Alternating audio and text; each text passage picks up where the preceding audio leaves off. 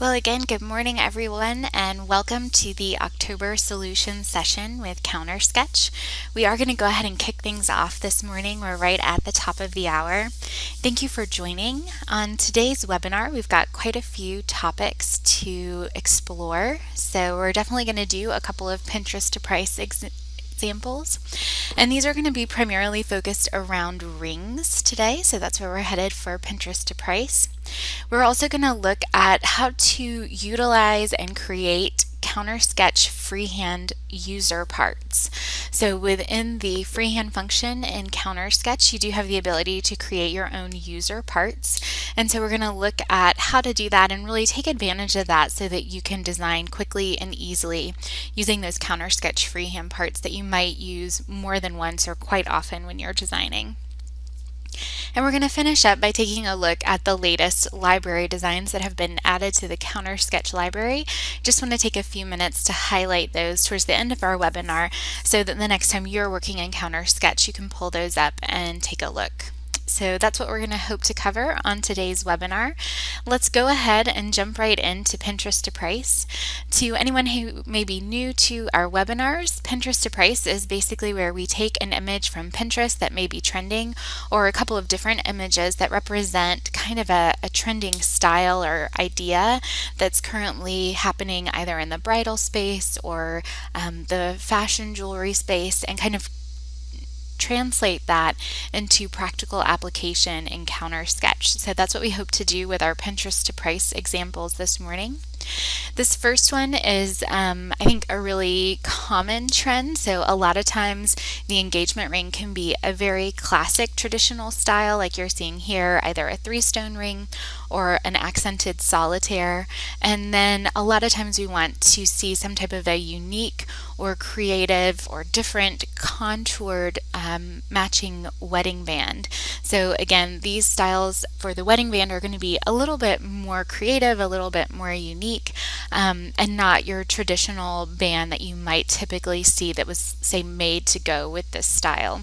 So we're looking at kind of wedding bands or more creative, out-of-the-box wedding bands to go with a more classic and traditional engagement ring style. So that's our first example this morning. I'm going to go ahead and hop over into CounterSketch to get us started. And once we're in CounterSketch, I'm going to make my screen just a little bit larger so we can be sure that everybody can see it. There we go. And I'm going to select just a classic solitaire for us to work around for this matching band. So again, we're going to act as if we're going to build the entire piece. So I'm just going to select something that's maybe a traditional solitaire with some accent stones down the side. Again, you can do more of a 3-stone look if you think that that is more what is kind of your customer is wanting. But in this case, I'm just going to select a classic solitaire with some accent stones down the shank. And this will be our engagement ring. And then we'll build out a matching wedding band that's maybe a little bit more creative or has a little bit of a different look than what we would traditionally maybe pair with this engagement ring style. I really like this because I feel like it does give the bride, who sometimes may not be a part of the engagement ring selection process, an opportunity to kind of share her own style or her own, creativity with the matching band. And so we're going to open this basic style up and kind of create something a little bit more unique. I may also, in this case, kind of go in and just to kind of give us an idea, show the original style. So I'm gonna click over. For some reason it's not updating my screen. Let's do this number and see if we can get it. There we go. So I'm gonna switch out my center stone and maybe do a pear shape just to give us a little bit more of a challenge this morning. And I'm also probably going to decrease the size of these accent stones on our shank just to make this a little bit thinner and more in line with what we were seeing on some of our inspiration photos. So I'm going to come into my shank and take these down maybe closer to like a 1.7, 1.8 in size. So we'll narrow that band out just a little bit. So we've got our kind of traditional or more traditional engagement ring style with our cathedral here. And again, we can always add that matching band one that would traditionally be with this style. And in this case, it doesn't contour around, it just kind of places out there on the screen so we can see it. We can bring these closer, but again, our customer is looking for something a little bit more creative. So I'm going to remove those and we'll go into CounterSketch Freehand and we'll build the matching wedding band here. So I'm going to left click on Add Freehand Parts. And within my freehand parts, I want to select a shank to kind of be my base or my starting point for this design. So I'm going to left click on my shank category, and then it's going to bring up all the different shanks that we have available in this collection. And there's quite a few to choose from. Some of them are contoured, similar to what we were looking at before. Some of them are more straight if we want something that kind of fits up against the base of our ring, like this one down here. And then we've got different contours and points. Because we have a pear shape, I'm going to actually use this V shape shank because I think this will give us some really unique and creative ways to look at this stone. So we're going to just left click and then left click on Start Designing to bring this V shank out onto our screen, and then we can start adding our detail components from there. So it brings it out.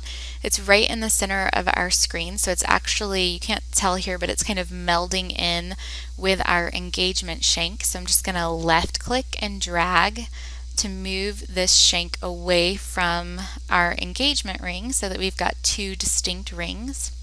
And then if you want, we can actually change our perspective to look at this in a top-down view so that it's easier to kind of see where all of these things are coming together and how this might actually look on the customer's finger.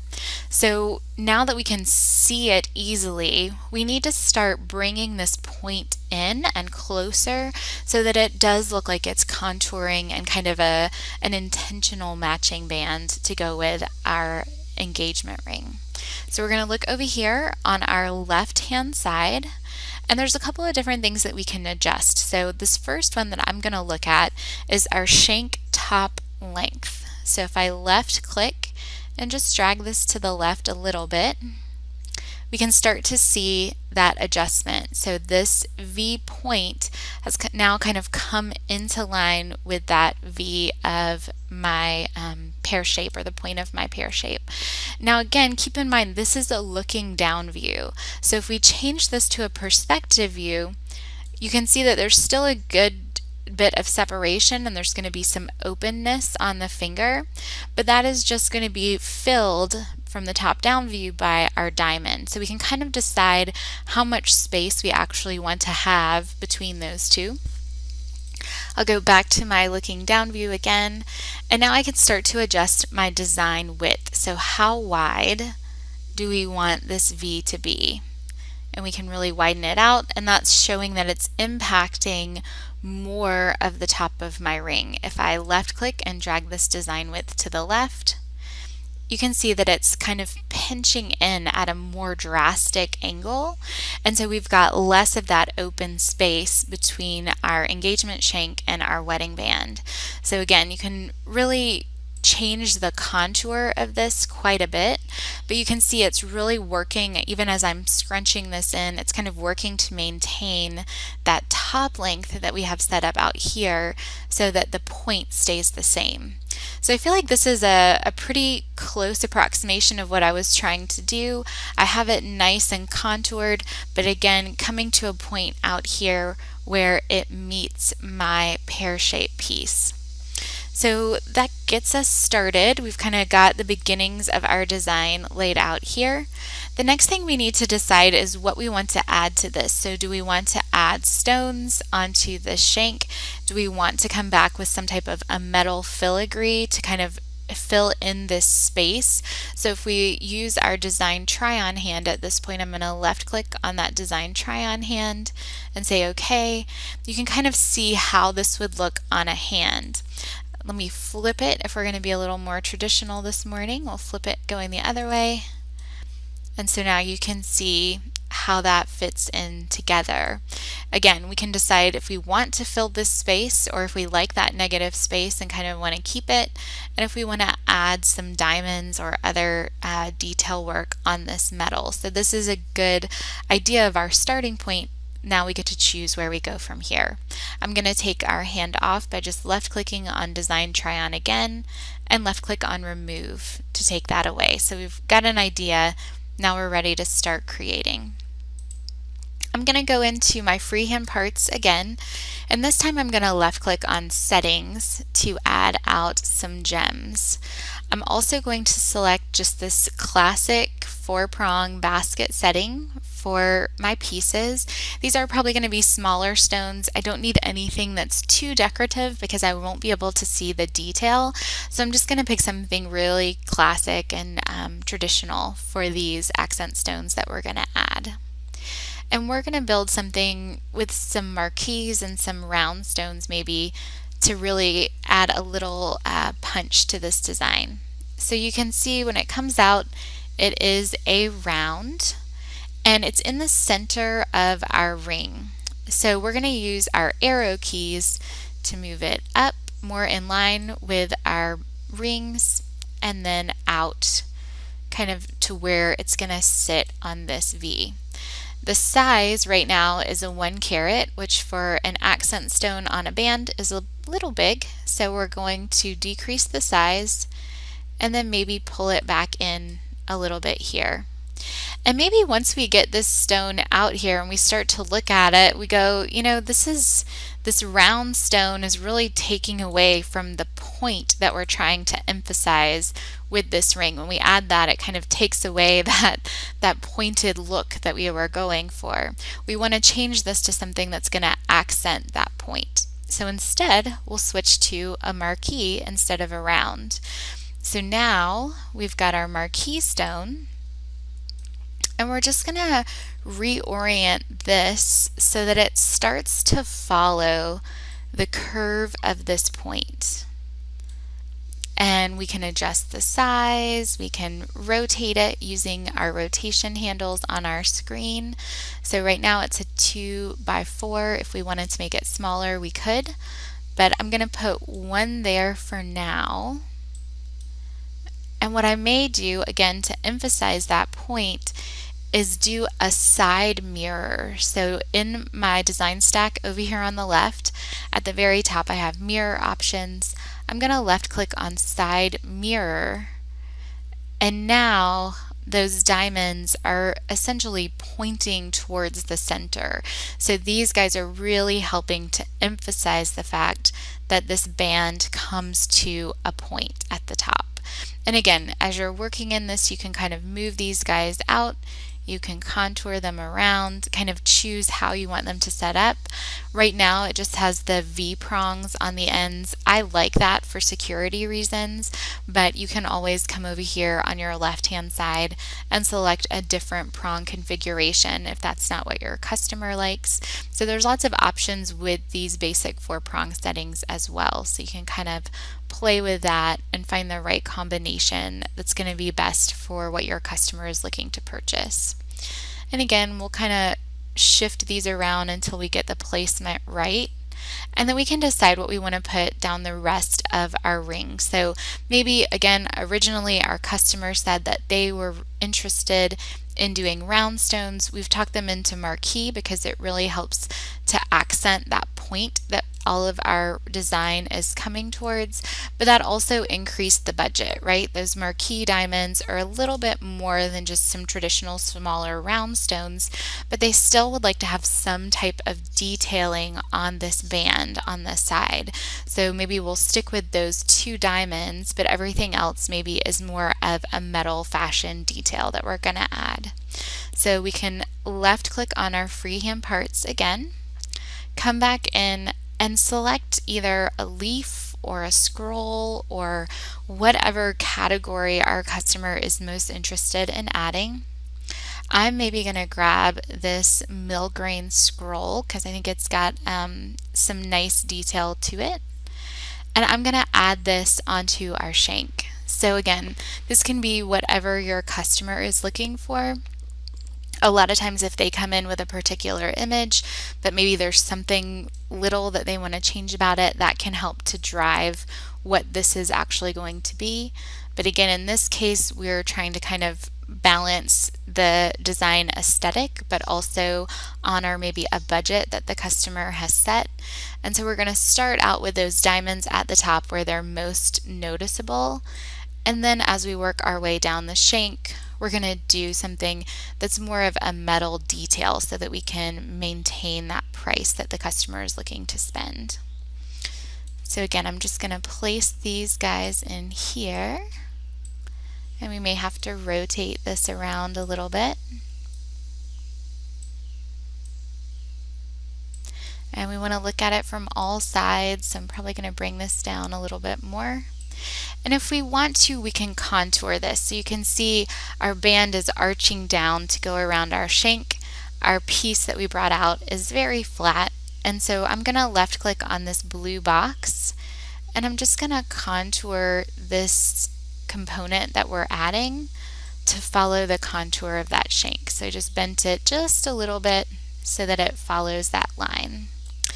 And now we can do the same thing that we did with our center diamonds, and we can mirror this piece over to the other side. So we're just going to left click on side mirror, and that brings it over.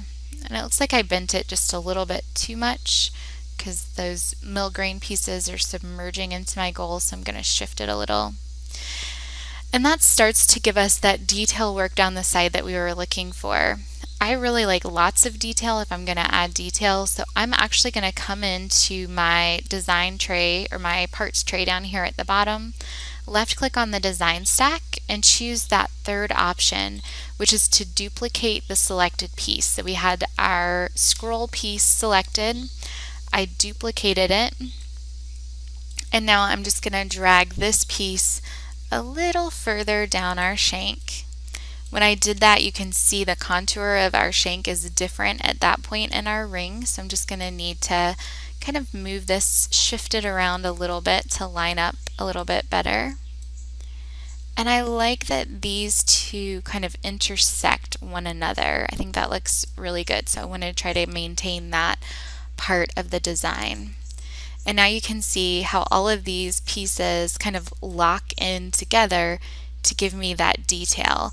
And again, our goal with this band was to really emphasize the point of that pear shape, and I think we've been able to accomplish that with the contour of our band, with the placement of these pointed marquee diamonds, and kind of this feeling of movement that we've created with these mill grain scrolls kind of all pointing to our center. So hopefully that gives you an idea again of how you might use really a classic traditional style base, but then use your freehand parts to create a matching wedding band that's a little bit more creative or unique, or gives the bride a little bit more design freedom to really build something that gives the visual effect that she's looking to create with her overall ring. So this is a trend that I've been following for a while on Pinterest. There are these really narrow, dainty, sometimes stackable metal fashion designs.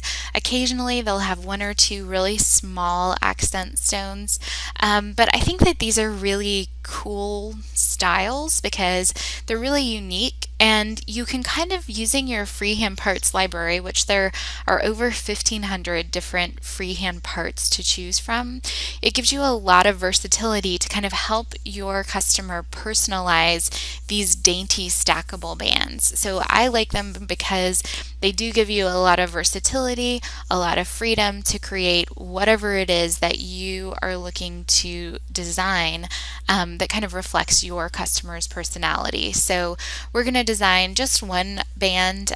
Again, I've got two different examples here. One is more of kind of a celestial type band. The other is more floral, and we'll probably lean more towards the floral side. Again, we're not trying to create this exact style. We're just trying to create something that's in that same idea. You know, if your customer comes in and says, hey, my girlfriend has all these different pictures on her Pinterest page, these are two of them that are her favorites, let's go in and start to create something something that's really reflective of her style, but again, in this same idea of kind of this dainty, narrow metal design with a little bit of diamond accent. So we're going to hop back into CounterSketch. We're going to go into Freehand to get us started, and our shanks again to give us a base.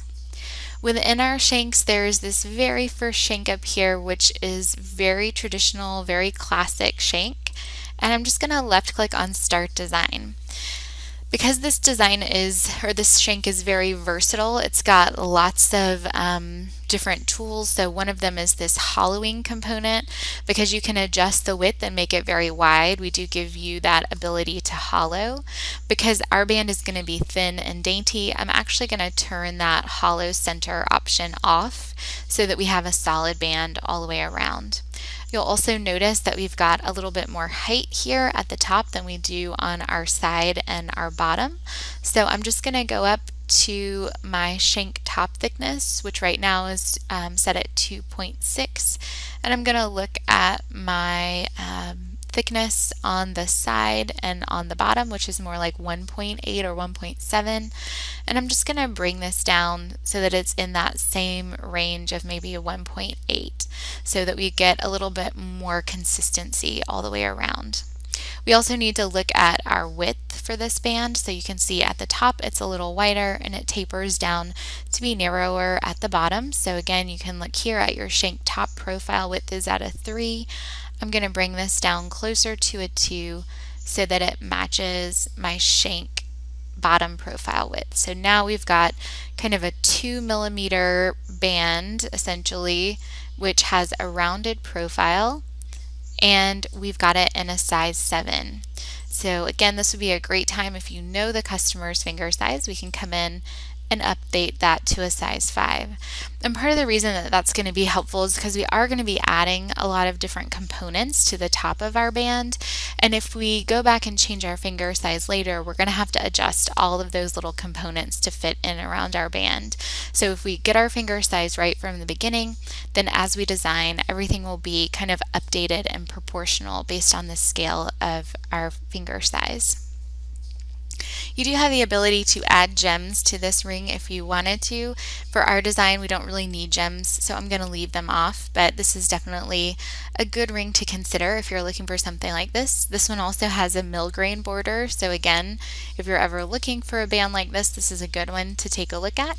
But for our design purposes, all we need is this classic shank that we've got out here now. So let's go now into our freehand menu. And we are going to choose from any of these categories. I'm actually going to go into animals because I think we've got some really fun and cool animals, and we're trying to kind of branch out a little, do something maybe a little bit more creative or different than maybe exactly the picture. And I love this little bee. I think he's really cute. You can obviously select anything that is what your customer wants. I'm just going to select the bee for us to work with. And I'm just going to rotate him. If I hold down Shift on my keyboard, it's going to ratchet at 45-degree increments so that I can be sure to get him exactly in the right spot. And we're going to bring our bee up onto our shank. And he looks pretty good. If we want to, we can make him smaller so he doesn't hang off the sides of our ring quite as much. Or if we want, we can make our band wider so that we're getting more contact, or our bee doesn't kind of hang over a little bit. But if you look back at our inspiration images, you can see that we do have some kind of openness underneath. It's not exactly the same width, so I think I'm going to stick with what we have there. So let's leave our bee for now. Then we'll go back into our CounterSketch freehand parts, and maybe we want it to look a little bit more natural. So we're going to add maybe some leaves or other things on our shank to kind of help make our bee feel more at home. So we'll maybe grab a leaf. Again, you can pick any of these that your customer is interested in or that appeals to them, but you can definitely kind of help direct that conversation as well. If there are pieces that you feel like will fit better, I'm going to grab this one just because I like the texture, and we will add this bee leaf out onto our band. So again, it comes out and it's in the very center. I'm going to rotate to 45 degrees. There we go. So we've got it at 90. And then I'm just going to left click and drag this up and to the left or to the right, it's up to you, so that it is out kind of on our band. Now, proportionately, we want our leaf to be smaller than our bee, so I'm going to scale that down using that yellow three-dimensional scaling handle. And then we can come in here and kind of rotate our leaf so that it starts to follow the contour of our band. So right in there like that. We're getting some overlap between our bee and our leaf, so if we want to add a little bit more space or a little less space, we can do that. If we need to, we can adjust the scale of our leaf in one dimension so that it's not quite as thick, or we can come back to our bee and make him thicker so that we've got a little bit of variation in our height there. We might also want to click on this leaf and just rotate it a little bit so that it looks like it's kind of coming at an angle out from underneath our bee. I think that's going to be my favorite. There we go. I'm pretty happy with that one. We're going to use our side mirror again to get one on the other side so that we've got kind of a nice pattern coming off. And I'm pretty happy with that. We may want to do just a little contouring, so left click on that blue box to get into your bend mode. And I'm just going to bend just a smidge, so just a little bit. We're going to contour this leaf to kind of follow our band. And that looks pretty good. I'm happy with that one. So just like we did with that scroll on our previous design, I'm going to make another leaf just like this one.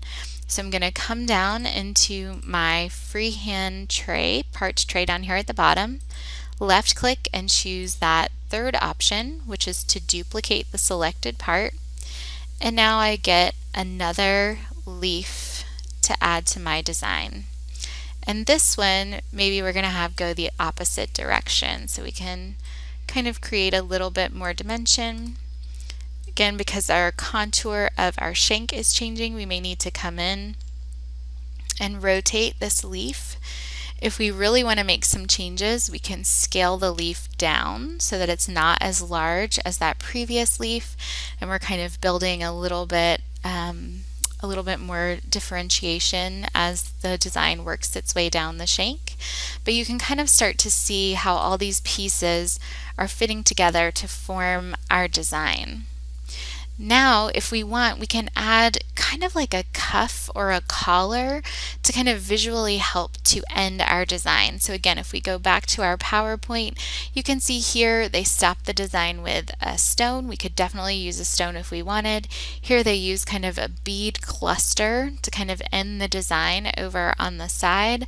We have this really neat wire knot piece, so I'm going to go in and grab that. So I went to wire, rope, and knot, and then I'm going to look through any of these pieces would be great ending points for our design. I really like this one. I think it's got kind of a neat organic feel to it, so I'm going to add this one out onto our screen, and I'm just going to place it on the side of our shank again to kind of visually close off our design, so give it an ending point there on the side of our ring. And again, because we've updated our size from the beginning to a size 5, we can kind of get an idea of where we want the design to end, where it'll be seen and kind of more comfortable to wear. So we can come in and bring this piece in. Right now it's very large, so I'm just going to scale the whole thing down so it's a little bit smaller. And then again, we can drag it up closer to our leaf and look at it from the side.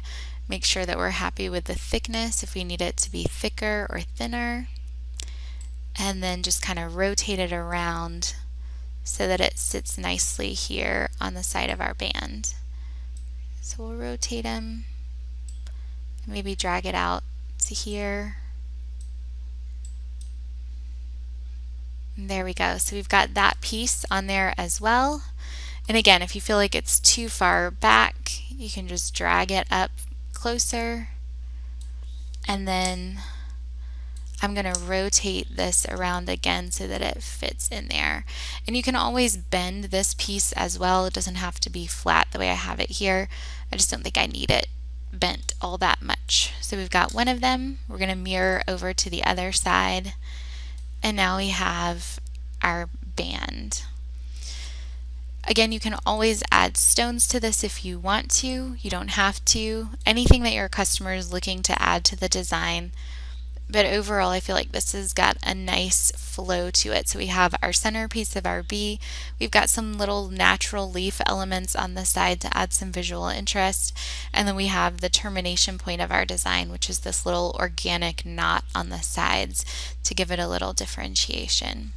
So that again is just that concept. If you wanted to add gems, you could. This is just giving us a jumping off point to get started from.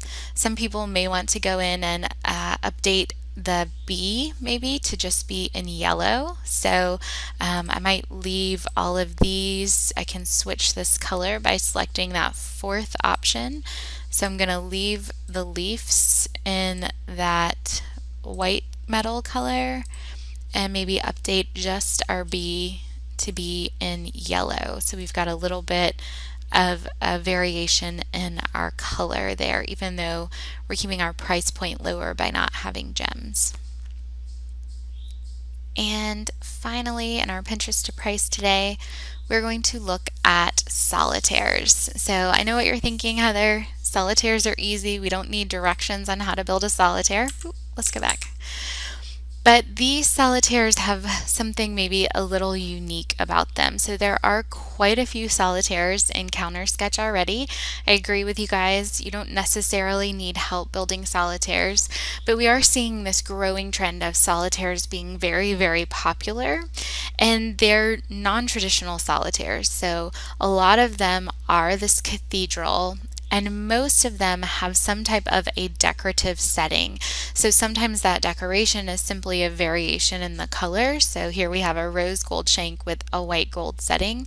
Again, this has, it's hard to see in this image, but it does have a little bit of a rail on the side, but no rail on the front or the face of it. This piece does have this decorative basket work going up on the side to kind of help reinforce that cathedral look. And then this first one here again is a cathedral, but we have these unique prong shapes. So it's a little bit different than a traditional solitaire. So that's what we're looking to do, is build maybe one. Let's see how we're doing on time. If we have enough time, we'll build two. But these are just, again, solitaires, but with a little bit of a variation to them so that the customer feels like they're getting something beyond just a traditional solitaire, something that is a little bit more unique. And typically that is shown in some type of decorative setting or differentiation in the metal. So let's hop back over into CounterSketch. I'm going to start out by just looking at some existing solitaires in the collection that have a lot of this detailing already. So I know it's very tempting, because it's fun to design in freehand, to kind of hop in and start designing using freehand mode right away. But I think that you'll be surprised at the number of designs that already are solitaires and have some really beautiful and decorative work on the sides. So I've gone in and adjusted our metal color so that we can see the designs that naturally come in a two-tone option. So you can see here there's quite a few that show that center setting in the platinum and the shank in a rose gold. Just because the metal is shown as a single tone doesn't mean that's the only way it can be done, but it is easier if you see that it's already shown in a two-tone, but we can pretty much create almost any options metal-wise that you see. I'm going to adjust the view of these, because really the side view of the design is what makes it unique from the solitaires that we're looking at today. So I'm going to left click on this through finger view option solution.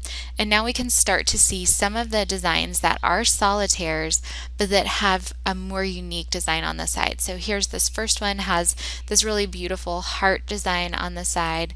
This second one is more like that other version that we saw that kind of comes to a point and has two tiers to that cathedral shank. We can always click back if we want to see more designs or if we need to see a specific design in more detail. This is one that has that opening on the side without a gallery rail, so we've got quite a few of those that we can look at. And then this one, while it's not exactly the same as that original that we saw, it has more of that idea of kind of an opening on the prongs on the side and kind of a split down the center. Again, this is one that has a really decorative center basket with some more detail on it, and it's also available in a two-tone option. So there's quite a few really beautiful solitaires to choose from kind of to start, so you don't necessarily have to build every single design using freehand. We've got quite a few here that have that pretty decorative work on the side. They're still traditional solitaires, but they're just a little bit more special or have something a little bit more unique about them that might appeal to a customer who's looking for a little bit of a less traditional solitaire. And again, we've got all kinds of woven prongs. This one is, I think, a really neat one because it has that split prong on one side, and you've still got that cathedral happening, so it's a lot of cool detail on that one as well. So again, be sure that you check out your options within the CounterSketch library, and know that you don't always have to build from parts and pieces using freehand mode. We've got about 2 pages of solitaires here in the library to choose from, and keep in mind that a lot of times if a design has accent details, those accent details can easily be removed to make it more of a solitaire. So if you've got an accented solitaire, sometimes it's pretty simple to remove that those accent diamonds and make it just a traditional solitaire as well. So I'm going to go back to our traditional view so we can see these. I do want to build out more designs, so I'm going to go into freehand and build it, but I did want us to see the currently available options before we went into that. Oh, Lori had a great question too. So she asked, the renderings that I see now are showing in one tone, but they can be two-tone. That's definitely true, Lori. So I know, like some of these are showing in two-tone originally, so obviously that's definitely available. But then you have styles like this where shown it's a one-tone, but we could definitely manufacture this as a two-tone piece if that was what your customer wanted. So we could do the shank in one metal and the setting in a different metal. We would have an assembly charge for doing that, but it's definitely possible. So just because it's not shown that way doesn't mean we can't do it. We just may have to do a little bit more work in breaking up the design. Initially, you may get a little bit of a modification fee because we're going to have to redesign the shank a little bit to accommodate that secondary metal color. But a lot of times, especially in cases like this, it's really simple for us to make this setting in a color different from the shank. So if that's important to your customer, put it in the design notes and we can work with you to get that done. Great question though. Yep, we try to be as accommodating as we possibly can as long as it's manufacturable. We want to get it done for you guys. So, all right, I'm going to hop over into CounterSketch now. So we're going to head back into Freehand. And now that we're in Freehand, I'm going to select a shank because I'm going to build something kind of like that first design that was on our PowerPoint slide. We're going to shoot for something like this where we're taking an existing design element and making prongs out of it, and we're going to use a cathedral shank base to get us there. So let's hop back over, and we just need a cathedral shank that we like, and we want it to be a solitaire. Again, sometimes a solitaire is just an accented shank that we've turned the diamonds off of, so we'll keep that in mind as we start to look for our design. And this one here is really kind of pretty. It doesn't go super high, and because I've got all that detail work, I kind of want a cathedral that's going to have a little bit higher shoulders. And I know we can adjust that, but it's always easier if we can find a starting point model that's similar to what we want to finish with. So we've got our cathedral out here on our screen. I'm going to come in and left click on Band Gems Off, and now we have a solitaire shank, which is more like what we want. And then I'm going to come into my freehand parts, and I'm going to go into settings, but technically I'm not going to grab a setting. I'm just going to grab a stone. So I'm going to left click and add that stone out onto our screen. It comes out kind of small, so I'm going to increase the size of this up to a little over a carat.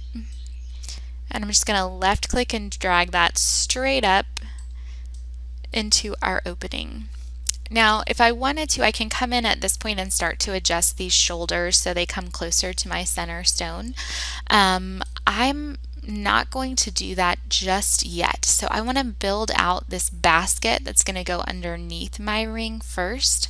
And then once I have that in place, I'll be able to position these shoulders a lot more easily based on what I've got going on in the center of my ring.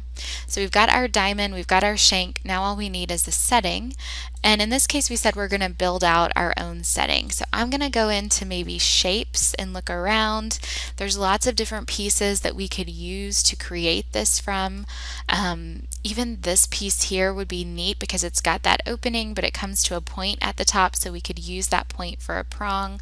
So there's lots of different pieces to choose from. You just want to be sure that stylistically you pick one that appeals to your customer. So there's quite a few here to choose from. I didn't see anything that I just loved in that first. Sometimes I can go into miscellaneous and there's stuff that might appeal to me. I'm not seeing anything today. Elements has a lot of cool pieces as well that could easily be used to make prongs. So you can see some of these different V pieces might be a good option to consider. This is more kind of that open style, and this would have more of a double prong, so that one appeals to me. Lots of different choices here. These are similar to that shape. Really, it was more of an oval or a marquee shape, but I really do like this kind of square shape that we've got here. So I may choose this one and add it out onto our screen. So again, doesn't always, sometimes you are trying to truly copy a picture and make exactly what the customer wants. Sometimes we just get it as an inspiration piece and we kind of want to be able to create our own design based off of that inspiration. So it kind of depends on what you're looking to do. I'm going to angle this. So I'm just using my viewport control handles to kind of move this piece around and scale it to correctly fit in with my design. And maybe at this point I want to narrow this down so that it looks more like a diamond shape, not quite so square. So we just used our one-dimensional scale handle to narrow that piece out. And that looks pretty close to what we want to do. So I'm pretty happy with that. I need to do some contouring here to kind of make prongs out of this piece. So it's kind of flat looking at it from the top, and it's definitely flat looking at it from the side. So we've got some work ahead of us, which is fine. We can do it pretty easily. So I'm going to left click on that blue box, and you can see that my bend spine, because of the way I've got my piece oriented on my screen, is cutting through that piece kind of across its widest point.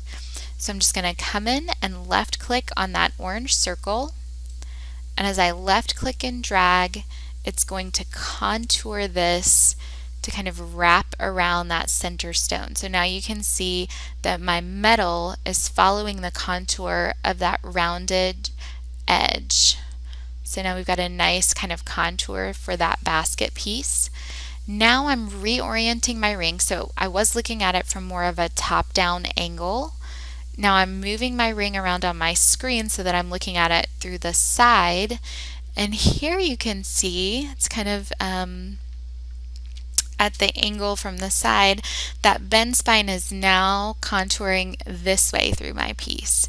I'm not angry with this kind of flat side over here. I actually kind of like that straight line.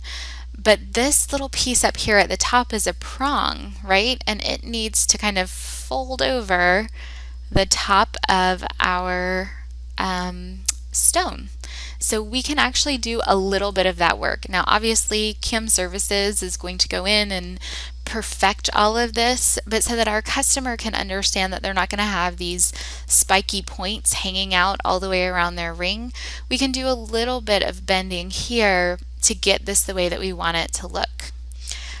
So it's going to take a little bit of moving our handles around. So just to identify everything before I start talking about it, we have our blue circle, which is the center of our bend spine. We have our yellow circle, which sets the placement and the length of our bend. And then we have our orange circle, which is our handle, which helps us to do the actual bending. So to get everything set up, I'm going to start working with these blue and yellow handles to kind of set the length of our bend and where it's impacting our piece. So I'm going to take this yellow handle and I'm just going to make it, we're going to drag it in and make everything a lot smaller because we only want to have an impact on kind of that top point of our piece, and so we don't need it to be very big. Now I'm going to take that I'm going to left click on that blue dot that is the center of our bend spine, and I'm going to drag it way up here so that it's really just impacting the top part of that piece. So anywhere where this yellow bend spine is not is going to stay exactly the same. So nothing after this is going to change. I'm also going to drag this and I'm going to get a little creative here. So we're going to put the center of that bend spine right on the girdle of our diamond. So we're going to place it right there. Now right now if I go in and I left click on that orange handle, and I'm going to zoom in so we can see this a little bit more closely, I have my both sides bend turned on. So if I come in and left click on this orange handle, you can see that it is impacting the lower portion of my design, right? So it's bending from that center point and it's impacting that bottom. I don't really want to do that. I want it to only impact this top half. So instead of doing a both sides bend, I'm going to left click. We don't want an S bend.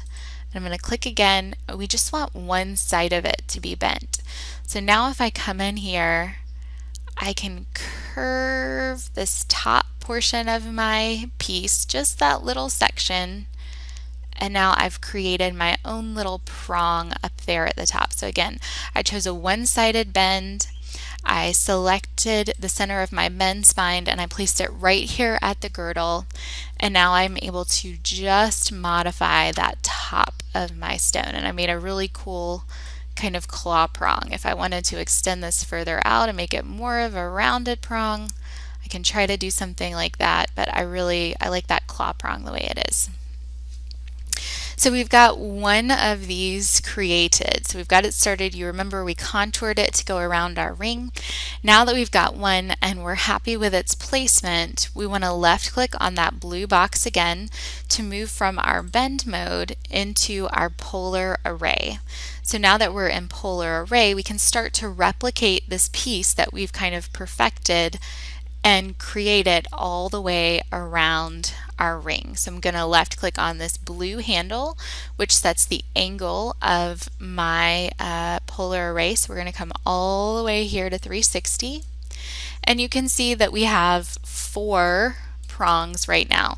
So if you just wanted a 4-prong setting, you're all set. We may want to come back in and add a rail to kind of connect all of this, but that would definitely work to get us started for that 4-prong setting.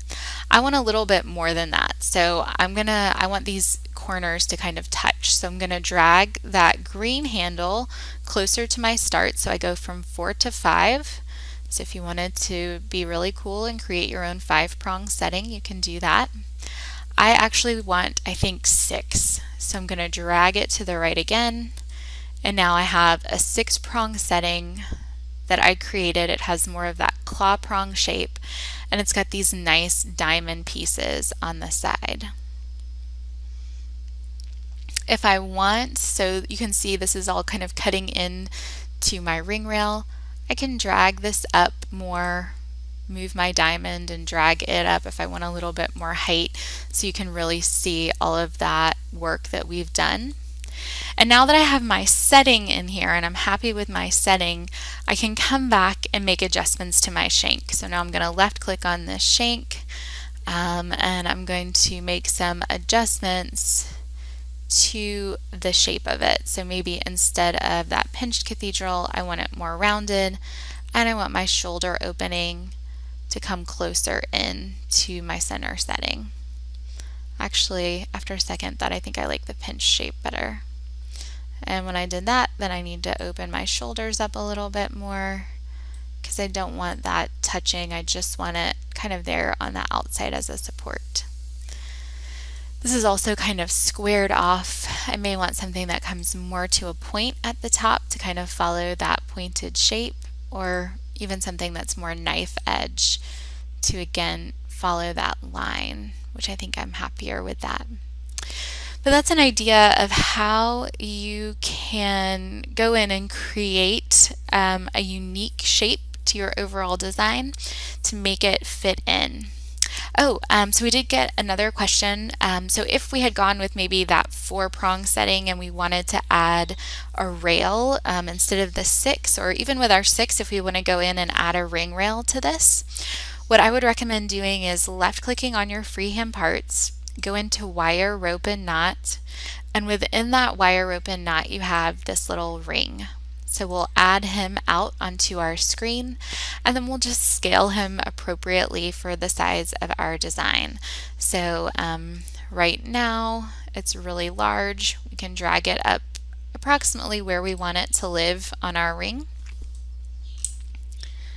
And then we can come in here and adjust the width. So we're going to take this down probably to about a 1.7. And it's also super thick, so we're going to make this a lot thinner and a lot shorter.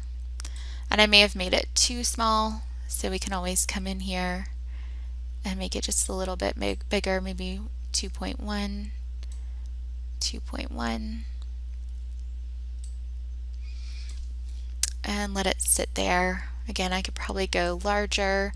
I may want to go higher with this so that it's cutting through right at that angle. And if it's hard to see, you can come into your diamond here, left click on this and choose that, what is it?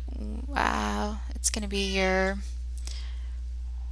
I'm going to have to count, and this one, the one that looks like an eye with a line through it, and you can remove that diamond so that it's easier to see what you're working with here. So now that I've got my diamond hid, I might want to come in here and make this more, no, we want to keep our shape square, but maybe I want my profile of that ring to be a little bit more squared off so that it follows that shape.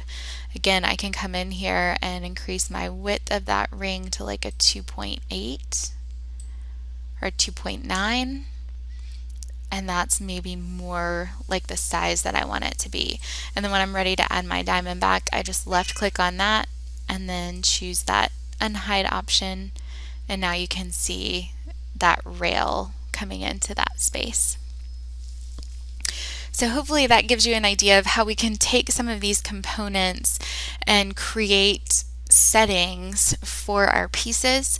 Again, if doing that bend with the prongs at the top was just a little bit more than you have time for, or you haven't had a chance to practice with it yet, you can always send it into our CAD team without the prongs bent over, and we will kind of do that work for you with the bend. But I did want to show it to you because I know a lot of you like to build your own components and pieces, so I wanted to be sure you got a chance to look at that. I'm going to save our work and we're going to go ahead and move on to our next piece, which is about freehand parts. So I'm actually going to leave this on my screen for now. I'm not loving my rail, like it is there for support, but I think it messes with my design. I know with 4 of them we definitely need a rail, so I normally would leave it, but since we don't for this one, I'm taking it out. All right. So let's head back into PowerPoint and we're going to talk next about freehand user parts. So if you're working in freehand and you want to find your user parts, you can click into the menu. So they're pretty easy to find. I'm going to hop over into CounterSketch and I click on my freehand parts menu down here at the bottom, and my user parts are in my upper left of my screen. So they're right here. And you can see that I've got lots of user parts that I've created. Now some of these that have the white background to them are actually user parts that are from CounterSketch. So I've used CounterSketch components to create these freehand parts. You'll also see that I have quite a few that have a black background. These were used, or these were created in Matrix Gold or Matrix, and I have imported them into CounterSketch. So there's 2 different ways that you can get freehand user parts. Again, they can either be a 3DM file that you import from another CAD software, or they can be a freehand part that you've just configured in a unique way that you like, and then you've added that to your library. So let's do the freehand user part way first, and then we'll do the importing from another CAD library second. So let's say I've gone to all that work, I've created this beautiful kind of setting design that I really like a lot, and I think it's something that I could use again in another design for another customer, or maybe just something that I want to start stocking in my showcase. So I've got this part selected. If I left click on this menu, the second to last option, so just before you get to the trash can, is export to user parts, and it has a little, looks like a little person with a plus sign. So I'm going to left click on that and ask me to name this. So I'm going to say diamond shape setting. And now when I go into my freehand parts and I click under user parts, you can see I now have that diamond shape setting here. So if I ever want to come back and use this in another design, all I have to do is double click on this image of that diamond shape setting, and it's going to bring it out onto my screen. Now, the chances that I need it in exactly the same size and exactly the same shape are slim, but we can at least have the components there, and then we can configure it or make the adjustments that we need to. But the important thing is we're not kind of starting from scratch. We've already got all of our components out on the screen. We may have our prongs already bent, or at least the handle in the right place so that we can bend them based on the shape that we're working with next. So this is just a really good way to save your work and reuse it in other cases. So that's if you design something using existing freehand parts. The next way that you can do this is so if we're importing something from another CAD software, I'm going to click on this little plus sign in the lower right corner of my screen, and I on my desktop just happen to have a 3DM file. I can't see it right here because it's looking for a CSG CounterSketch file. So I need to left click on that down arrow and select a Rhino document. So it must be a 3DM file or a CounterSketch file in order for you to bring it into CounterSketch. And when I change to that 3DM file, you can see here that I have a 3-stone 3DM. So I'm going to left click on that and click open. It'll take just a second, but it'll typically add it out onto my screen. So now you can see I have that 3-stone ring that's now in my collection, and I can double left click on that design and it will add it onto my screen. Now this is a complete wedding set, so you can see when it comes out, it is not something that I can make a lot of changes to. If I look over here, I don't have a design stack to go with this 3DM file the way that I might for like a freehand shank that does have a design stack, but I can at least see it in this environment. And if it was, like a leaf or a scroll or something like that, then I have my handles so that I can come in here and scale and rotate it and potentially place it in the openings of one of these spaces. So it's really easy to kind of bring components in. You just need to keep in mind that once you bring them in, if they are a complete design or a complete ring like this, you're not necessarily going to have the control that you would if it were a CounterSketch part, but it's definitely something you can bring in and kind of place around on your design. Again, you'll notice if you look at my freehand parts, I have quite a few like little pieces. This is a cabochon setting. This is just a rose, so we can add this out onto our screen and then place it wherever we want it to live. So we've got lots of different types of parts that you can bring out. So there's that rose. And then you can start to place and configure them where you want them to live in your design. So those are freehand parts. So those are the two different ways that you can get CounterSketch freehand user parts, either by importing a 3DM file into CounterSketch or by saving an existing design that you've created using freehand parts so that you can easily access it again. Alright, so we talked a little bit about our freehand user parts. Again, they're easy to find. It can be imported or it can be created using your freehand components. These are some of the newest designs that were added to the library last month. Hopefully you guys have had a chance to check these out. This pendant piece I think is really neat. It's got some fun options to it where you can add stones or add texturing to that kind of metal halo that is going around the ring in this image. We also added this kind of pretty floral viney design in the upper left, which I think is again kind of a lot of the type of organic shapes and designs that I'm seeing fairly often. And then on the right you've got this more kind of twisted or spiral design that has a nice cathedral to it.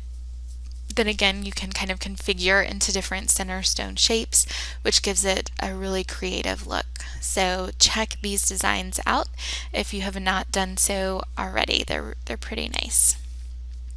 Just a reminder, if you aren't already, please follow us on social media. So we are on all of these platforms at Gemvision Corp. We actually have started adding the recordings of the monthly webinar to our YouTube channel as well. Our marketing team will even go in and kind of break them up into each Pinterest to Price kind of has its own video so that it's easy for you guys to find. If you don't have a full hour to watch the whole webinar, they'll break it up into little sections so that you can see the different Pinterest to Price examples. So I would recommend checking us out on YouTube for webinar recordings as well. But we've got lots of announcements that are coming out there. If we're running any kind of specials, if it's time for you to renew your annual subscription, or if you're interested in getting some training, anytime we run any of those promotions, they will show up on our social media. We also share designs from other customers who are using the CounterSketch or Matrix Gold, so it's a great place to get inspiration also. So be sure to check us out on those channels. As I just mentioned, we do have a recording of this webinar that I'll post early next week. It's just going to be our CounterSketch webinar. So you'll go into www.stellar.com/webinars. You'll need to log in to stellar.com and then you'll be able to click next to the October solution session with CounterSketch and you'll be able to watch the video. To sign up for our next webinar, you'll also go to stellar.com/webinars and you'll be able to register there. Our next webinar is going to be Thursday, November 5th at 9 Central. We're going to talk a little bit about portfolios. I know in November we'll be pretty much hot on the trail of holiday season, and sometimes you need to kind of save your work, wait to hear back from a customer, and so we're going to go through that portfolio save and then looking up portfolios and searching for portfolios. So anything related to portfolios that you might think that you would need, we're going to talk about next month on our November webinar. We'll also obviously cover some more Pinterest to price examples and look at the new library designs that were added in October. Again, to sign up for that webinar, you'll just go to stellar.com/webinars. You can always feel free to reach out to us at countersketch@gemvision.com, and we'll be happy to get back to you. If you have any questions that you would like to see addressed on a future webinar, or just questions in general about how things are going with the software. Thank you so much for your time this morning. I really do appreciate it. I hope you have a great Thursday, and we will look forward to seeing you on a future webinar. Thanks so much.